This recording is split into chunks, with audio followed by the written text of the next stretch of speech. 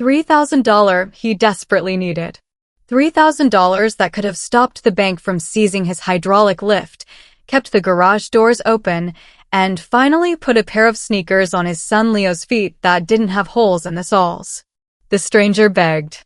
His hands, clean and manicured, shook as he fanned out the crisp $100 bills on the grease-stained hood of a $400,000 supercar. "Please take it," the man urged. "You spent 5 hours in a dark shop fabricating a part that doesn't even exist in this country yet." Martins wiped his black-stained hands on a rag and pushed the money back. "I don't charge a premium for being the only light left on in a storm," he said quietly. "Keep your money." The stranger stared at him like he was a ghost. Maybe he was. Martin's bank account held exactly $14.32. His rent was 3 weeks late. His son was upstairs sleeping in a hoodie because they couldn't afford to run the heat.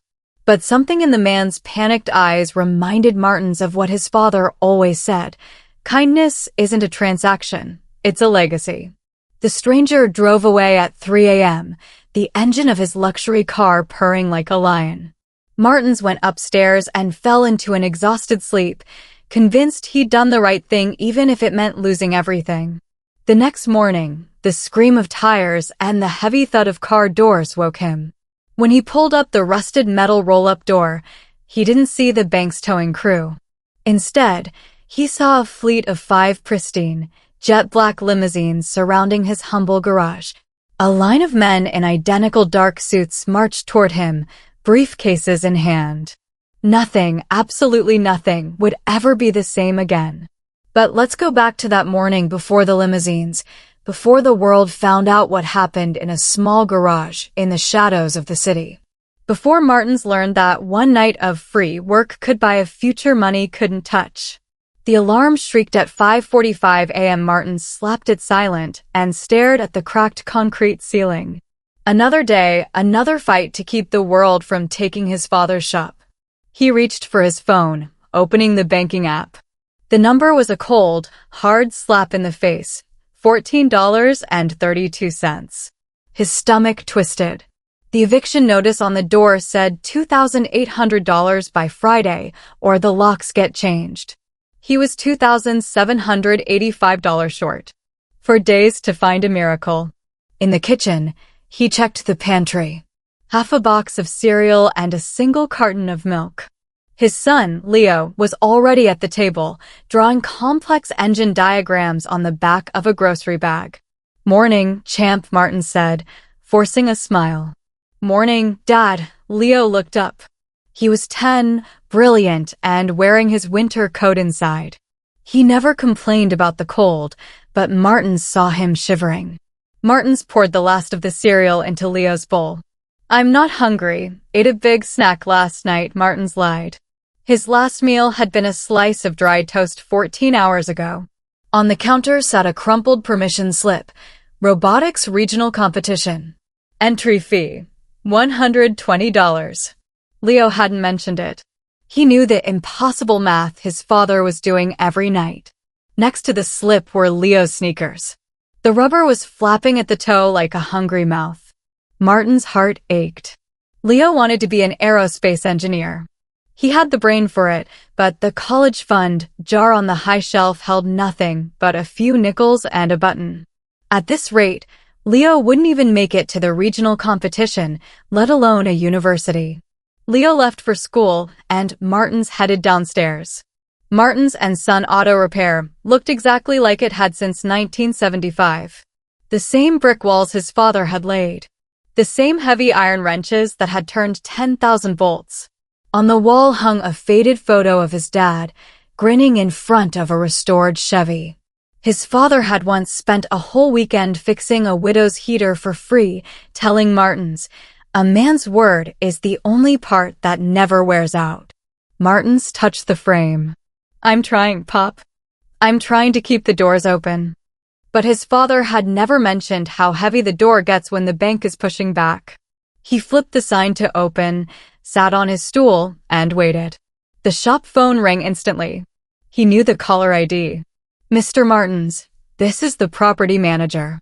We didn't see a deposit this morning." "I'll have it Friday," Martins promised, a lump forming in his throat. "I have a big job coming in." "Friday is the limit, Martins. After that, we bring in the bulldozers for the new condos." He hung up and looked at his empty garage bay. He needed a miracle. He didn't know that in 12 hours, a $400,000 miracle would break down right in his driveway. The morning air inside the apartment was a biting reminder of the $215 utility gap that Martins couldn't bridge. He stood in the kitchen, his breath blooming in small white clouds as he waited for the ancient coffee pot to finish its labor. The coffee was thin and lukewarm, but it was the only thing standing between him and the crushing weight of exhaustion. He sipped it slowly, staring at the final notice from Houston Electric that sat like a landmine on the scarred wooden table. Saturday morning. That was the deadline. If the $215 didn't hit their system by Friday, the darkness would be permanent. He checked his phone, the screen's glow illuminating the harsh reality of his banking app, $14.32. It was a mocking number, especially when held against the $950 rent due in 4 days. He did the math for the 100th time, his mind spinning like a tire in the mud. He was nearly $900 short of basic survival. The sound of a chair scraping against the floor broke his trance. Leo emerged from his room, his thin frame swallowed by a heavy oversized sweater he wore to bed to stave off the chill. The boy didn't complain. He just sat at the small table and pulled a cluttered robotics project toward him. It was a skeletal thing of wires and scrap metal, a testament to a brilliance that Martins feared he was failing. "The motor's seizing, Dad," Leo said quietly, not looking up. "I think the bearings are shot." Mr. Henderson said the regional competition is the last chance for the scholarship track. Martins looked at the permission slip pinned to the fridge, $120 for the entrance fee. Then he looked at Leo's shoes tucked under the table. The soles were separating, held together by a prayer and a bit of industrial adhesive that was finally giving up. New sneakers were $65. Science camp was another $350. The impossible math was suffocating him. "I'll take a look at it tonight, champ," Martins lied, his voice thick. "We'll find a way." He split the last of the eggs, giving Leo the larger portion while claiming he'd already eaten a big breakfast. It was a practice deception, a staple of their morning routine. After Leo left for school, Martins walked downstairs to the garage. The air in the shop smelled of old oil and iron, the scent of his father's legacy. He ran his hand over a heavy wrench, feeling the cold steel. The walls were covered in the same paint his father had applied 40 years ago, now peeling like sunburnt skin. The phone rang, the shrill sound echoing off the concrete. He knew the number. It was the property manager, a man who spoke in ledgers and deadlines. Martins promised the payment by Friday, a vow made with a hollow stomach and trembling hands. He flipped the sign to open, the rusted chain rattling against the glass. He was a master of engines and a doctor of machines, yet as he sat on his stool in the dim light of a single fluorescent tube, he had never felt more powerless. The sky over the city turned a bruised, heavy purple by 7 p.m. as the forecasted storm finally broke its silence. Rain lashed against the cracked window panes of the garage, the rhythm steady and unforgiving. Martins had spent the day performing minor oil changes and tire rotations, small jobs that brought in just enough to buy bread and milk, but didn't even dent the looming rent. He was cleaning his grease-stained tools, his back aching with a dull, familiar throb, when the sound reached him. It wasn't the usual rattle of the neighborhood clunkers. It was a high-pitched, metallic whine followed by a violent, wet sputter. Through the sheets of rain cascading past the open garage bay, a silhouette appeared. It was low, wide, and moved with a grace that even a failing engine couldn't hide. A midnight blue luxury Grand Tourer, a car that cost more than the entire block of shops combined, rolled to a jagged halt just inside the lip of his driveway. The engine let out one final, agonizing gasp before falling silent. Martins stood frozen, a wrench still in his hand. He watched as the door opened and a man stepped out, instantly drenched. The stranger, Kingsley, looked frantic. He wasn't wearing a raincoat. He was in a tailored suit that was rapidly being ruined by the downpour. He stared at the smoking hood of his car with a look of absolute defeat. Martin stepped into the rain, the water soaking through his coveralls in seconds. "Pop the hood," he called out over the roar of the storm. Kingsley looked up, his eyes wide and bloodshot. "I'm miles from home, and I have a flight at dawn. Every other shop I passed was dark. Please, tell me you can help." Martins guided the car into the bay, the luxury vehicle looking like an alien spacecraft amidst the rusted jacks and bald tires of his father's shop.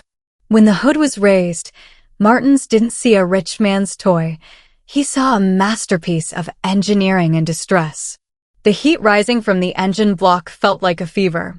As he leaned over the complex machinery, his head and eyes locked on the problem, he realized this wasn't a simple fix. A custom coolant housing had hairline fractured, a part that would usually take weeks to order from overseas.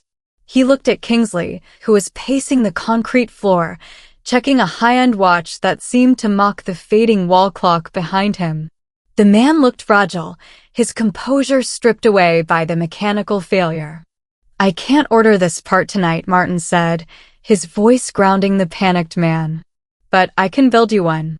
It won't be pretty, and it'll take half the night, but it'll get you where you're going." Kingsley stopped pacing. He looked at Martin's worn navy coveralls, then at the cluttered, dim garage. "You'd stay open? For a stranger."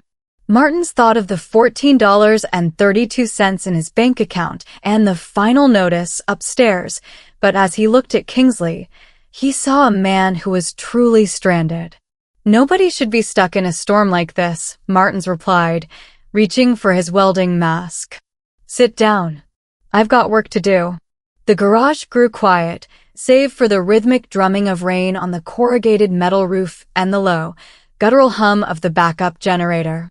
Martins moved with a silent, practiced intensity, his world narrowing down to the fractured coolant housing. He knew this engine was a marvel of modern precision, but tonight, it needed something more primal, the hand of a craftsman. With no hope of a replacement part, Martins retreated to the back of the shop, where his father's old manual lathe and a collection of raw aluminum stock sat under a layer of fine dust.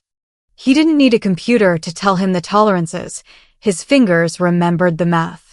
He clamped a solid block of metal into the machine, the screech of the cutting tool biting into the aluminum echoing through the shadowy bay.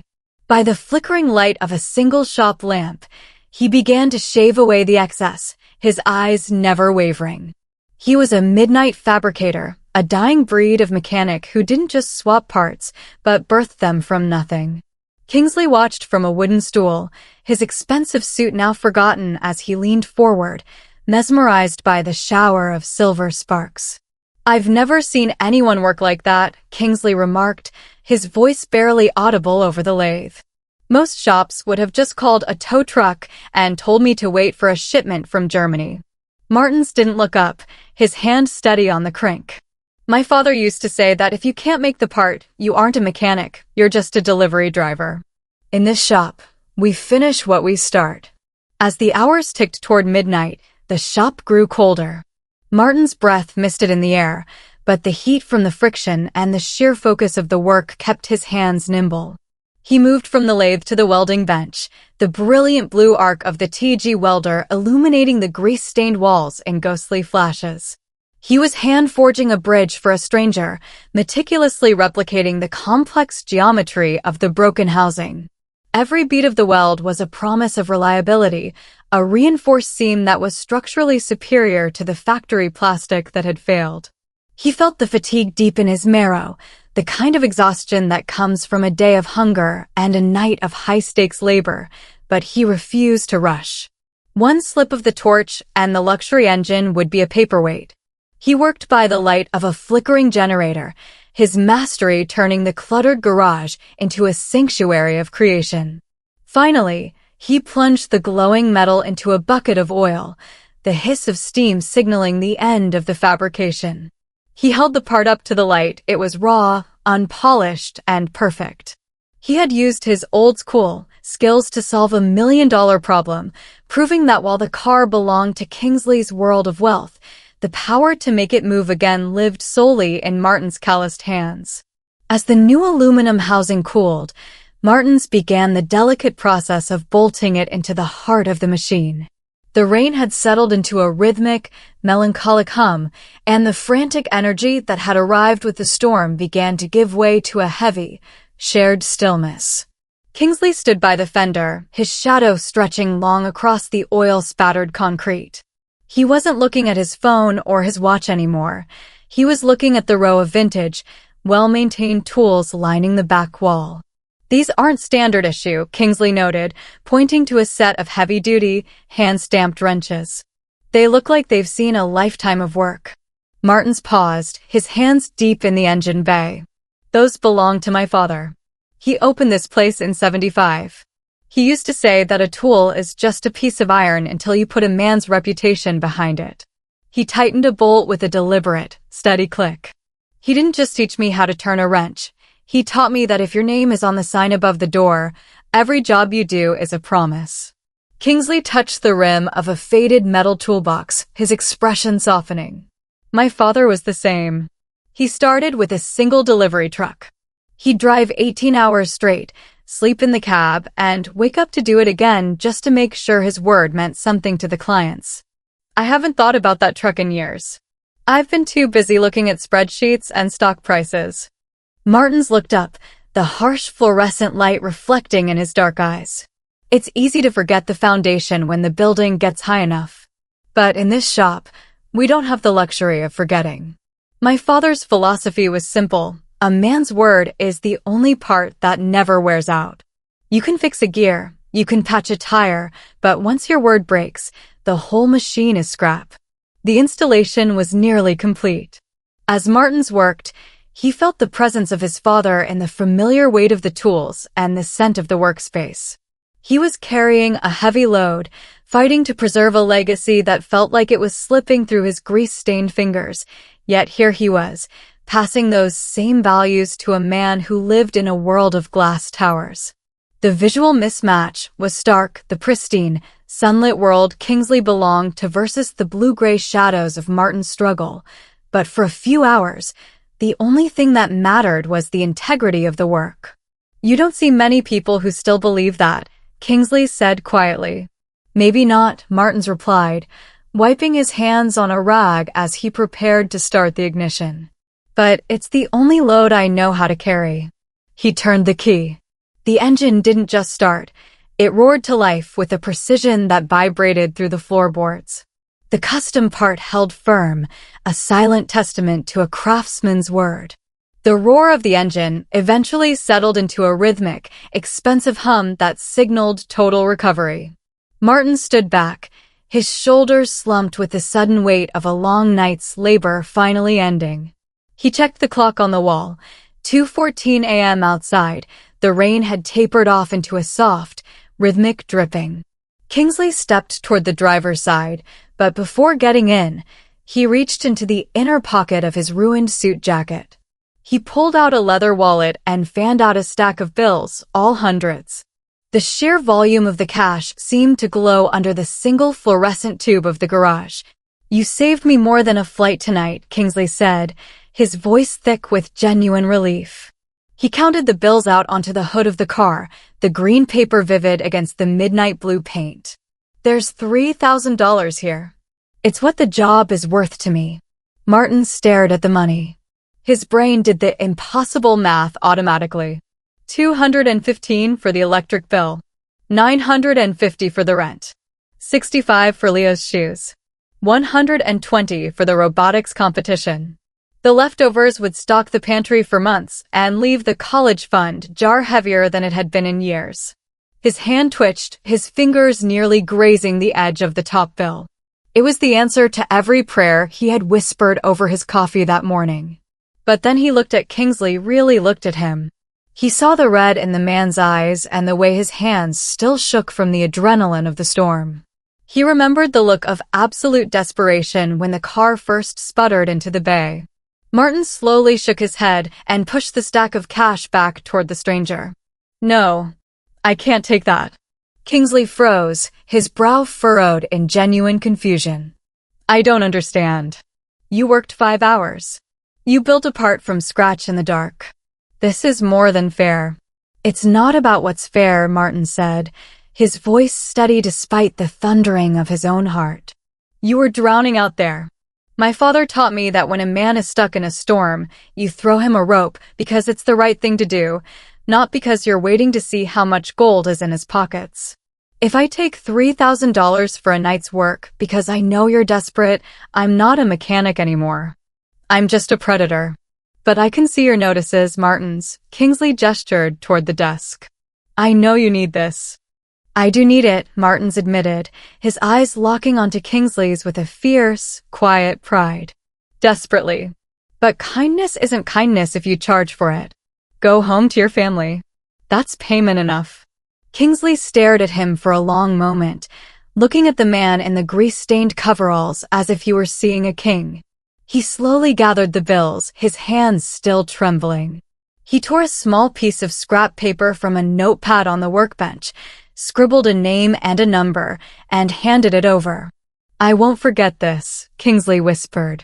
As the luxury car pulled out into the damp night, Martins locked the roll-up door. He sat in the silence of the shop, his $14.32 still his only balance, believing he had simply done the right thing. He had no idea that in 7 hours, the arrival of 8 lawyers would change his life forever. The morning sun hit the garage with a harsh, unforgiving brightness that seemed to mock Martin's exhaustion.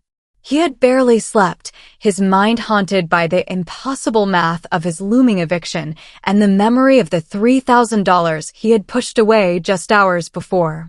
He was in the middle of pulling up the heavy, rusted roll-up door when the sound of the neighborhood changed. The usual rattle of old transit buses and distant sirens was replaced by a synchronized, low-frequency hum of high-performance engines. Martins froze, his hand still gripping the metal door mid-pull. Lining the narrow, sunlit street were 4 glossy black stretch limousines, their paint gleaming and chrome shining with an intensity that made his weathered auto repair sign look like a relic of a forgotten era. The neighborhood was already in shock. Bystanders on the sidewalk held up their phones, recording the spectacle as the pristine motorcade blocked the crumbling pavement.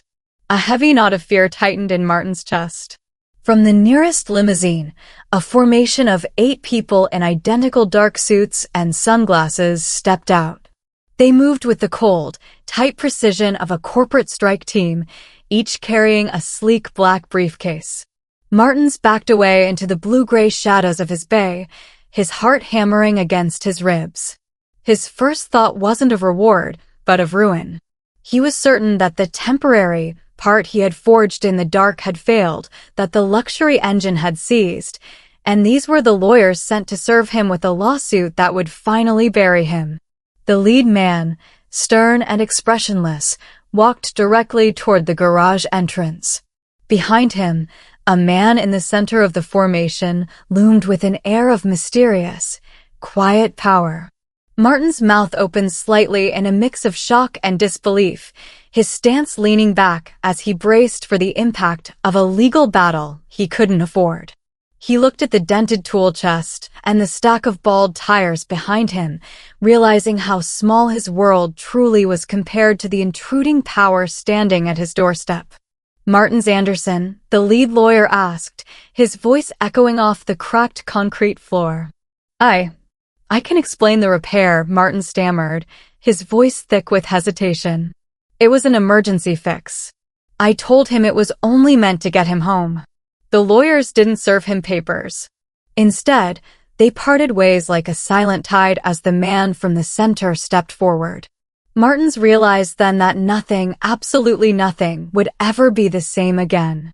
The man in the center of the formation stepped into the garage, the harsh morning light casting his shadow deep into the workspace. It was Kingsley, but the desperate, rain-soaked stranger of the previous night had vanished. He was dressed in a suit that looked like it was woven from moonlight, his presence commanding a gravity that made the cluttered garage feel suddenly, impossibly small. Behind him, the lawyers stood like silent statues, their briefcases clicked shut in a coordinated rhythm. Martin stood paralyzed, his grease-stained hands still clutching the rag. "The car," he managed to ask, his voice a dry rasp. "Did it fail?" "I told you that part was just a bridge, a temporary hold." Kingsley smiled, and for the first time, Martin saw the power that lived behind the man's eyes. "On the contrary, Martins. I made it to my meeting with an hour to spare. But before I went in, I had my lead engineer look at your work." Kingsley stepped closer, gesturing toward the sleek tablet one of the lawyers held out. "He told me that in 20 years of aerospace and automotive design, he'd never seen a hand-forged component with that level of structural integrity. He said it wasn't a temporary fix. He said it was a masterpiece of metallurgy." One of the lawyers, a man named Richard, stepped forward and adjusted his glasses. "Mr. Martins, you are currently standing in the presence of Kingsley Ashford, the CEO and founder of Ashford Global Logistics. We are the largest private shipping and manufacturing firm in North America." Martins felt the room tilt. He knew the name Ashford. It was on the side of the massive cargo planes that flew over the city and the high-tech warehouses that lined the shipping ports. He was staring at a man whose net worth was measured in billions, the same man who had sat on a rusted stool in his shop while the power flickered. "I spent the morning in a boardroom with men who talk about efficiency and margins," Kingsley said, his voice dropping to a tone of quiet respect. "But last night, I sat in a dark garage with a man who talks about integrity. I told them your story, Martins. I told them that while we were looking for ways to cut costs, a mechanic in a struggling shop was refusing $3,000 because he wouldn't profit from a man's misfortune." Kingsley reached out and placed a hand on Martin's navy coveralls, right over the oil stain on his chest. "My engineer didn't just admire the part you made. He said that if we could find 10 more men with your hands and your heart, we could reshape the industry. You didn't just fix a car last night, Martins. You reminded a billionaire what it means to be a leader." Martins looked past the limousines at the neighbors still filming on the sidewalk, then back at his father's old tools. The impossible math of the $14.32 bank balance suddenly felt like a ghost from a past life. He realized then that Kingsley hadn't sent lawyers to sue him. He had brought them to build something. The lawyers moved with practiced efficiency, clearing the cluttered workbench to make room for a spread of documents that looked like they belonged in a skyscraper, not a garage with a cracked concrete floor. Richard, the lead counsel, began laying out architectural renderings and legal contracts, the thick, high-quality paper a stark contrast to the grease-stained rags nearby. Martins looked at the diagrams, his eyes widening as he saw the name Martins & Son integrated into a sleek, modern corporate logo. "I don't want to buy you out, Martins," Kingsley said, stepping beside him. "I want to invest in you. This garage is the birthplace of something bigger." He gestured to a blueprint showing a state-of-the-art facility. "We are launching the Ashford Martins National Apprenticeship Program. This shop will be transformed into our flagship training center for advanced fabrication and mechanical integrity." Richard tapped a line on the primary contract. "You will serve as the Director of Technical Training and a 30% equity partner in the division. Your starting salary is $250,000, with profit sharing projected to reach 7 figures within 3 years. Martins felt the air leave his lungs. He looked at the numbers, then at his father's old Singer brand clock on the wall. The impossible math that had kept him awake for months was being erased in a single heartbeat. But Kingsley wasn't finished. He pulled a smaller, separate document from his briefcase. "The Ashford Foundation has already issued a full-ride scholarship for Leo," Kingsley said softly. "It covers everything: tuition, housing, and a research stipend for his engineering studies at any university in the country. He won't have to work 2 jobs to be the engineer he was born to be. He can just focus on the machines."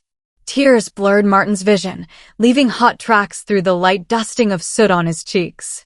He thought of Leo shivering in his winter coat at the kitchen table and the $14.32 in his bank account. It wasn't just about the money, it was the recognition that his struggle and his father's legacy had been seen and valued. "I'm not qualified to run something this big," Martins whispered, his voice cracking. "I'm just a mechanic." "You are a master," Kingsley corrected him firmly. "And masters are exactly who should be leading. You have the integrity this industry has lost." "I'm not just hiring your hands, Martins. I'm hiring your soul." Martins looked at the pen Richard held out. It felt heavier than any wrench he had ever turned. He thought of his father's photo on the wall and the promise that a man's word never wears out. With a hand that shook only slightly, he signed his name on the line, bridging the gap between his struggling past and a future that felt like a dream. He was no longer just a man trying to survive. He was a partner in a legacy that would outlast the very bricks of the garage.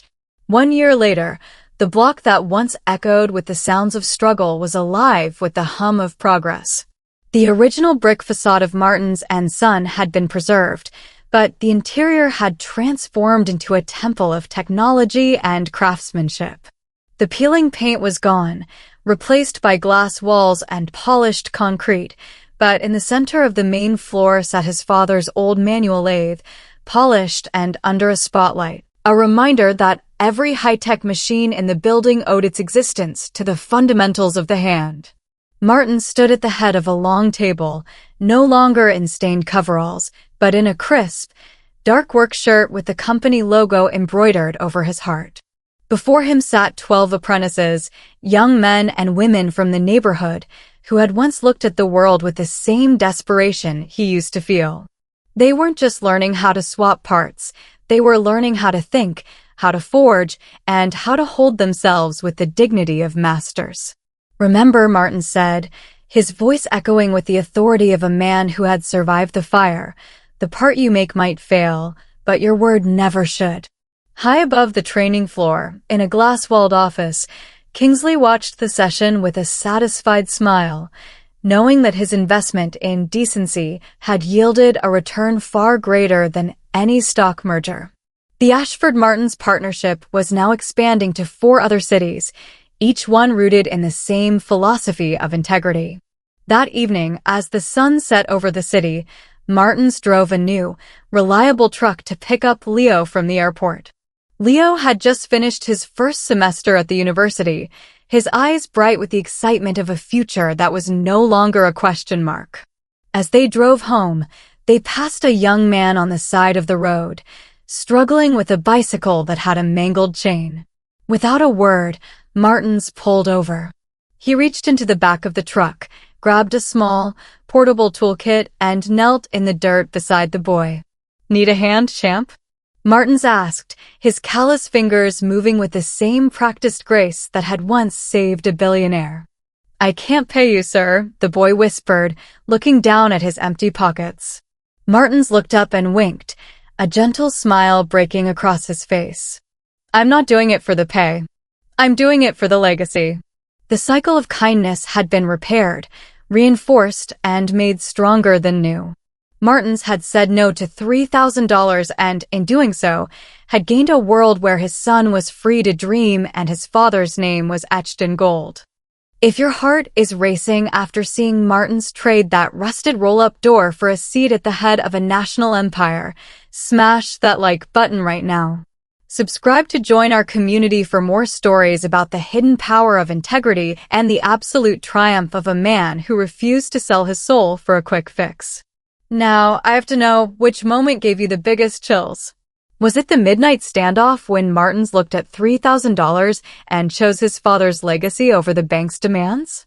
Or was it that silent, powerful moment when those 8 lawyers parted ways and the man Martins saved revealed who he truly was? Drop a comment below and let's talk about that beautiful, hard-earned justice. Thanks for being here to witness Martin's rise and Kingsley's reminder to the world that some things are still sacred.